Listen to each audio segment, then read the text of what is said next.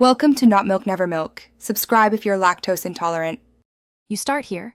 Make sure your iPhone 7 is on the latest compatible iOS and on a stable Wi-Fi network.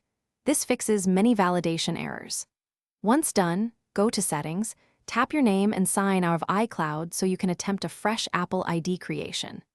Make sure date and time is set to automatic and storage has at least 500 MB free, because system checks can fail when space is tight. Now restart the phone and return to Settings to begin creating the ID. If that first attempt fails, reset network settings. This clears problematic proxies and DNS entries that block Apple servers. After the reset, attempt account creation again, or open a desktop browser or iTunes on a computer. Sometimes the phone process is blocked while web creation succeeds. Make sure restrictions are off, your App Store region matches your billing address, and payment info is valid or set to none. Also enable two-factor if prompted. Apple often rejects new ID without proper verification. Complete the flow by checking the Apple ID confirmation email and entering that verification code on your iPhone 7.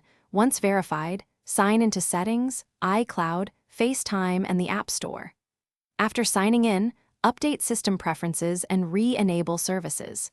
Make sure purchases and subscriptions appear correctly, then perform a quick backup.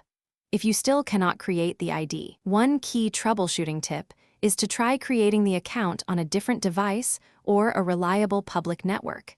Networks and device state often cause the error. Thanks for watching. If this was helpful, leave a like and consider subscribing. See you next time.